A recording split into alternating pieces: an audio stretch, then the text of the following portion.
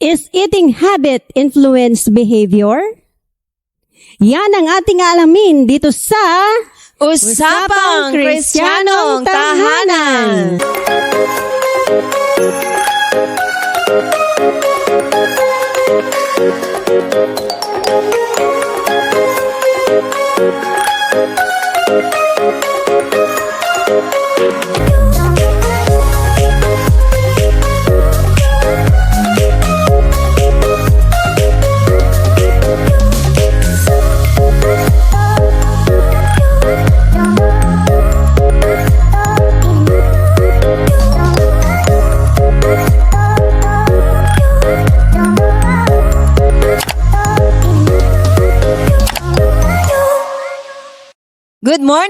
Good morning po and welcome back sa ating usapin sa araw na ito. Aba, na-mention mo, parang tayo mukhang kakain ngayong umagang ito. Okay. Oo, mga pagkain ang ating pag-uusapan ngayong umaga. Totoo yan. Ang eating habits, meron pala itong significant influence sa ating behavior. Oh. Akala ko, hanggat gusto mo, Pwede. okay lang. At saka kahit anong food, pwede bang kainin? Bakit? Nag-enjoy naman ako. Oo nga eh. Okay. At saka Diba? nasa-satisfy ko yung cravings ko. Kailangan bang may limitation? Ayun ang ating alamin ngayong umaga. Siyempre po, sa aming mga taga-subaybay, ating pong aalamin kung ano ba ang significant influence nito sa ating behavior. Ikaw ba? Naranasan mo ba na ikaw ay gloomy, malungkot, pero after mong kumain ng chocolate, ay, Naging okay? Yes. Para bang yung pakiramdam mo, uy, I'm okay na. Satisfied ka? Oo. Diba? May mga pagkain talaga na nakakapagpa-trigger ba or nagbibigay sa atin ng sigla. Yes. No? Sa ating katawan, sa ating, yung aura natin. Oo. Diba, no? Lalo na yung pagkain na gustong-gusto mong kainin, yung cravings mo, tapos nakuha mo talaga o nakain mo talaga yon, aba, happiness. Ay, wow. Happiness. Alam niyo po ba na ang consuming nutritious food can stabilize blood sugar levels? Aba, mahalaga ito na ating malaman. Lalo na po sa ating mga tahanan, syempre, hindi naman tayo bilang mga magulang. Ay, basta natin iaalaw ang ating mga anak na kung anong gusto nilang kainin, go Pwede. and go. Hindi po pwede, ano? Kasi nga, kailangan natin na maturuan o matrain din ang ating mga anak sa tamang pagpili ng pagkain. Yes, oo. At saka, na-mention natin kanina, nutritious food. nutritious food. Hindi ba, Ma'am Shimei, pag sinasabing we need sugar, literal ba na yung sugar ang kakainin natin? Pwede din daw. Pwede din ba? Okay. But yung ating mga pagkain, meron palang mga natural sugar to. Yan, oo. Naalala ko nung minsan na ako ay buntis pa dun sa aking bunso. Syempre, nagmamadali ka, pumasok ako sa school na hindi pa enough yung kinain ko, ay dalawa kami. Syempre, dapat mag-sustain siya para sa dalawa. Alam mo bang naranasan ko habang nasa klase, parang ako'y matutumba na at hindi ko na kaya. Naubos na yung energy mo? Oo. So, natatakot ako pero hindi ako nagpapahalata sa mga estudyante. Pagkatapos nun, baba agad ako dun sa kantin at bumili ako ng chocolate. After Ayun that, nga. energize. Yun nga yung minsan advisable po sa ating mga working moms, no, lalo yung mga nagta-travel. Minsan ay dapat daw pala meron talaga tayong baon yung mga dark chocolates na whenever we feel, yun nga yung nangihina ka na, kung nandun ka sa sasakyan, nagta-travel ka, mas magandang meron kang something in your bag na mayroon siyang sugar para naman ay magbigay sa'yo ng energy. At syempre, kapag low energy, abay apektado ang mood natin. Ay, oo. Nangihina ka na. Kapag daw laging gutom, abay irritable. Oh, tsaka yung ano mo, yung pag-iisip mo, hindi na gaano gumagana, no? Yes. But the point is, ang mahalaga po ay pumili tayo ng pagkain na ito naman ay nutritious, sabi nga, Yes, di ba? Kailangan kasi yung masusustansyang pagkain dahil po ito ay pagkain din ng ating brain. Yes, oo. So kung ano yung ating ini-intake, Ah. siya yung magbibigay ng nutrition all throughout our body. Oo. Ma'am Shi, akala ko noon kapag kumain ako, ang satisfy ko ay yung stomach, Stomach? lang. Yun din ang pagkakalam ko Oo, eh. diba? Ang sarap kumain eh. Oo, Yun pala, ay yung utak natin, ayun, nabibigyan din natin ng kalusugan. Oo nga naman, ano, kapag unhealthy yung kinakain natin, aba, paano naman tayo makakapag-isip ng maayos, ano? Nang tama. Kaya pala, kung ano yung ating kinakain, yung behavior natin nagiging ganun din. Ayun. Okay. Ayan. Now, high sugar or processed food consumption can lead to energy crashes and mood swings. Ayun. Mood swings. Oo, alam mo na, kapag nagkaroon ng mood swing, anong epekto sa tahanan? O, ibig sabihin, pag nag-mood swings ako, Ma'am Shimei, ang nakain ko is unhealthy food. Ay, nako. Oo nga, no? Ayan. At least nagbigay sa atin ng idea. Ating i-check po. Nako, ano kaya ang akin nakain? Bakit ganito ako ka-irritable? Oo Ganito nga. ako ka-moody? Teka, i-check ko muna.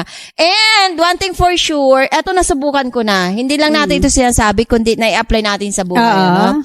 Kapag lagi ang kinakain ko ay halimbawa, more on vegetables, kalmado talaga. Totoo talaga yung mga study. So personal testimony Oo, talaga oo. yan, ano? Pero kapag yung mga processed food, ewan ko, nafe-feel ko yung difference. Not because siguro na ako ay aware dahil mayroong ganitong nabasa, na pag-aralan, yung epekto.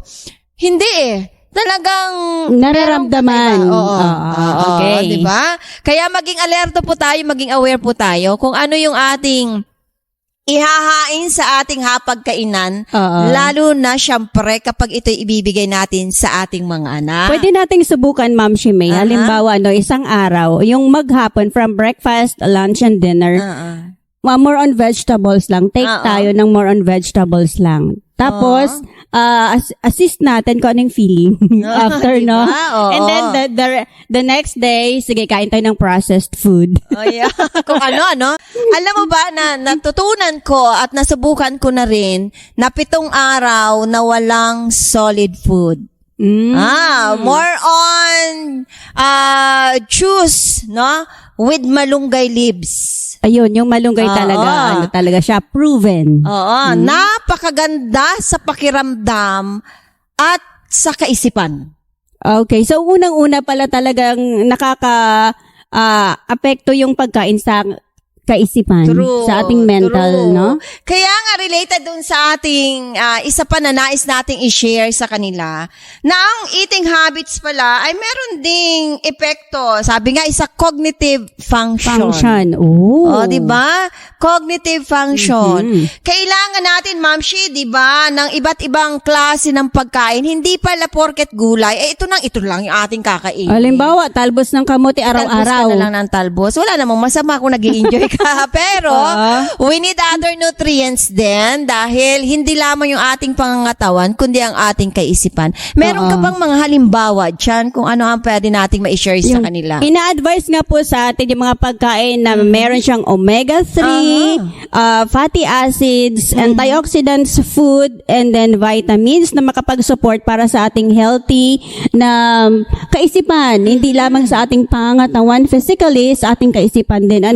So, magbigay tayo ng ilang halimbawa. Ano ba bang mga food na meron siyang omega-3? Yes. So, ito po yung nakukuha natin sa pagkain natin ng mga fish, especially pag tayo ay mahilig sa salmon, tuna, yun, meron siyang omega-3. Doon din sa mga nuts and seeds na Dito pa Pwede sa... makuha pala yun, sa mga nuts. Ma'am Shimei, when it comes to nuts, ano bang meron tayo dito sa Pilipinas? May maraming mga peanuts dito.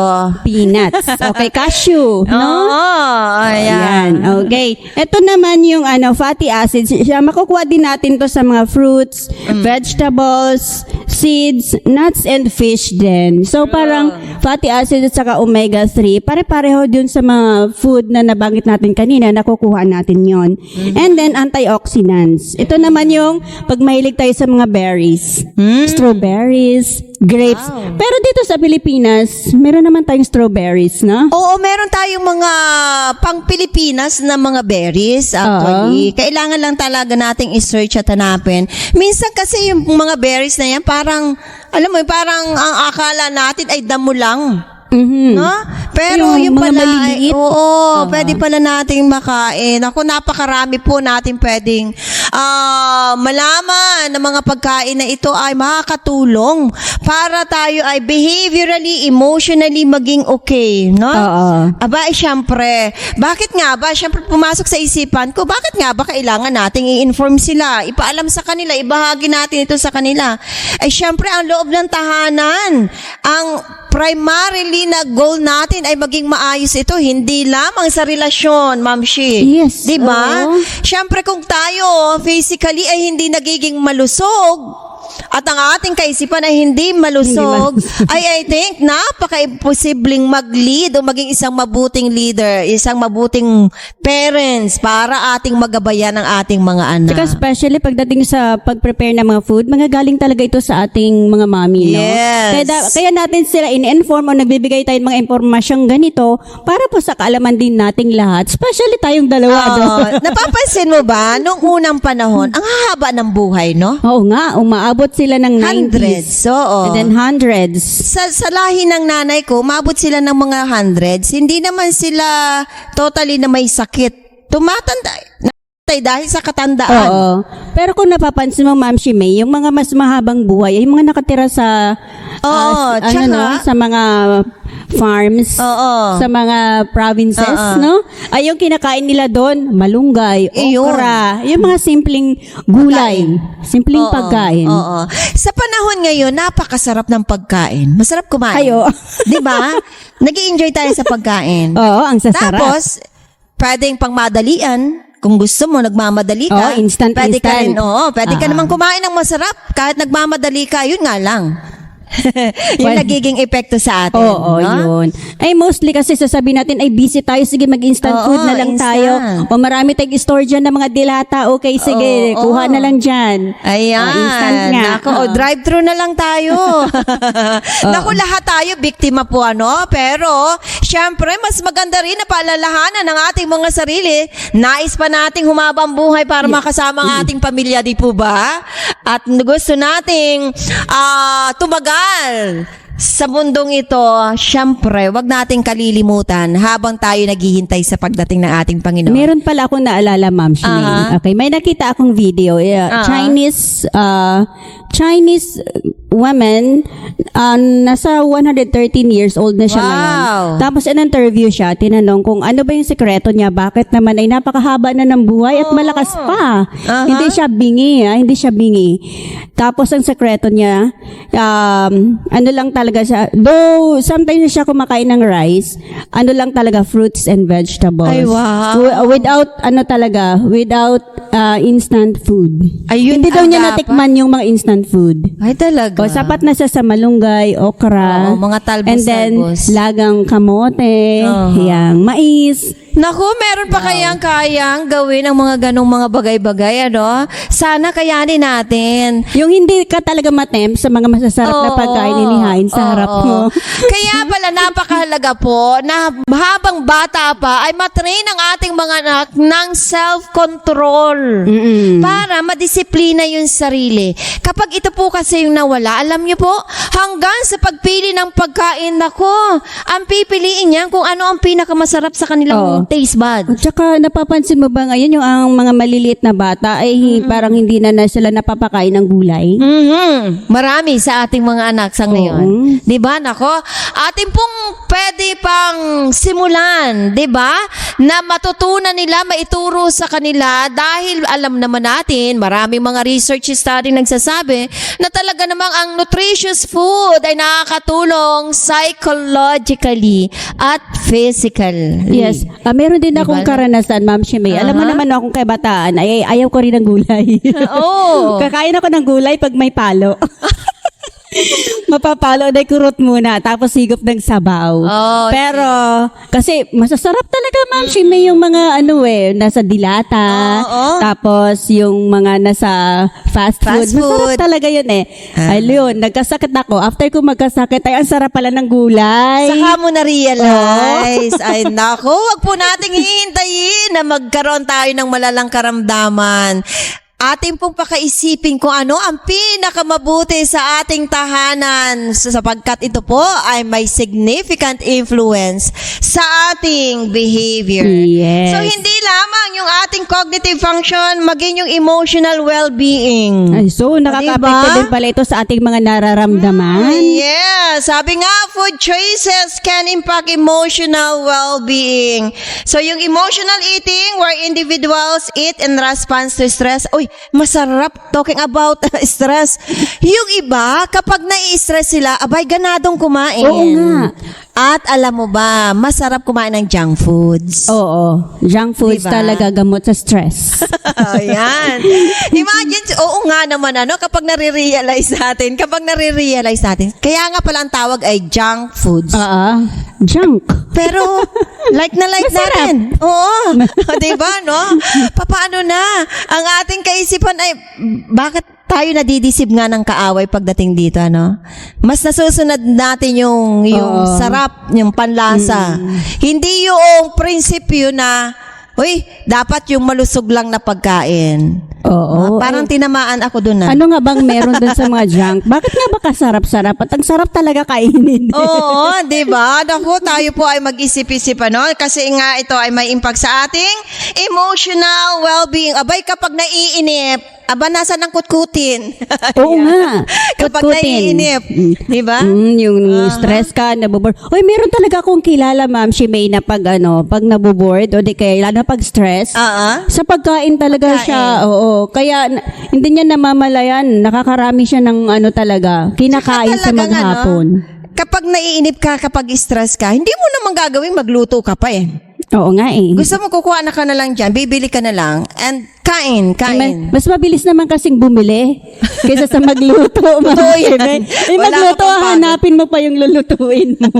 Ayan. Yun nga lang, pagkatapos nun, ano ang nagiging impact nito sa atin? Behaviorally, mentally, emotionally. So, doon nasa-satisfy ka dun sa mga junk foods na kinikrave mo, nasa-satisfy pa na nawawala yung stress mo. Yes. And then after that, mga few days, so mararamdaman mo ng impact kung ano yung kinain mo. Magandang mapaalalahanan din natin ang ating mga sarili. No? Yes, oo. Kasi nga, ang buhay ngayon ay napakaigsi na. Napapansin mo ba? Bata pa lang, marami ng iba't ibang karamdaman. Merong bata pa lang, high blood na. Yes, oo. Di ba? May cancer na. Kung ano-anong mga cancer, di ba? Unlike before, kung ating ikukumpara sa ating mga magulang, mga grandparents, humahaba ang buhay nila na hanggang hundreds, 90s, hundreds. At kapag tinanong natin sila kung anong kinakain, abay tunay ka na napaka lulusog ng kanilang kinakain. Oo. Kaya ngayon may mga immature death, no? Yes. Napakaaga ng kamatayan ngayon. Ito din pala, nakikita ko, alam mo ba? Nakikita ko na isa ding deception ng kaaway para ang loob ng tahanan magkagulo-gulo. Ayun. Dahil nga merong epekto ang pagkain sa behavior natin. Ayun, yun. Di ba? Oo. Kung ang goal mo ay maging maayos ang relasyon sa loob ng tahanan, abay hindi pala sapat yung marami kang pagkain, mag-i-enjoy ang buong tahanan. So, Ma'am Shimei, hindi lang pala usaping disiplina. Oo. Disiplina sa gawaing bahay, Oo. disiplina sa mga routine sa bahay. Oo. Ibig sabihin din naman pala, itong pagkain is a part of discipline. Ay, yes. Na kung yes. halimbawa, hindi tayo masira ng kaaway sa routine, sa magawaing bahay, masisira tayo sa pagkain. Which is minsan hindi natin namamalayan. True. Iniisip lang nating mga magulang disiplina. Okay, sige, ganito. Yung oras ng uwi, oras ng cellphone, di ba? Ganun yung pag-usapan natin. Which is itong eating habits pala is included sa ating discipline. Yes, kasama dapat ito sa parenting. Kasi nga, kapag nawala yung control or disiplina sa tamang pagpili ng pagkain, alam mo bang may epekto ito maging sa kanilang buhay sa araw-araw at sa decision making nila. Ayun. Di ba? Tayo, sapat na tayo na akala mo, tuwan-tuwa na tayo at nagampanan natin ang tama na i-provide natin masasarap na pagkain, dadalhin kung saan-saan. Yun nga lamang, hindi natin naiisip yung emotional well-being, ano bang magiging impact nito sa ating mga anak at mismong sa ating sarili. At saka meron pa tayong style tayong mga parents, na pag yung mga anak natin mayroong mga achievements, Yes. meron pa tayong reward, diba? What is the reward? Okay, kain tayo sa labas. Yeah. No? Oo. Pagdating sa labas, syempre meron din naman tayong mapipili na tamang kainan kung saan hindi naman maapektuhan ang ating kalusugan. Yes, that's the point. Hindi naman pag-ibig sabihin na kain sa labas, mga unhealthy food na yung ating makikita. Yes, napakarami mga restaurants, Yes. mga kakainan na makapili tayo ng mga nutritious naman na mga siniserve nila. True. Hindi lang yan, Ma'am Shi. Pati yung sleep natin. Sleep quality. Aba, apektado pala. Oo nga naman, ano. Kapag ikaw ay, kaya pala pinagbabawal, huwag kang magkakape 6 hours before going. Sleeping. Oo, sa Kahit na bed. yung pagkain, di ba? Ina-advise sa atin na sige, kakain kayo ng 6 o'clock or 5 o'clock. Kasi nga, nakaka-affect sa ating sleeping habit. Kaya minsan, sasabihin mo, bakit hindi ako makatulog? Oo, kasi syempre naman, na-imagine ko nga, no, kapag loaded na loaded ang tiyan mo, imagine yung brain mo, gaano kahirap mag-supervise, mag-send dito ng information, o i-digest mo muna yan. Tapos natutulog ka, syempre, magpa-function din siya according dun sa dapat niyang gampanan. Aba, sabi ko, paano ko ba matutulungan ang aking brain para maging malusog ako? Kasi Diba? hindi lang naman yung stomach kasi na-satisfy natin. Kailangan nag-work din kasi si brain. Oo. No? Akala ko nung bata pa ako, kapag ako'y kumain, abay trabaho lang ni stomach yun.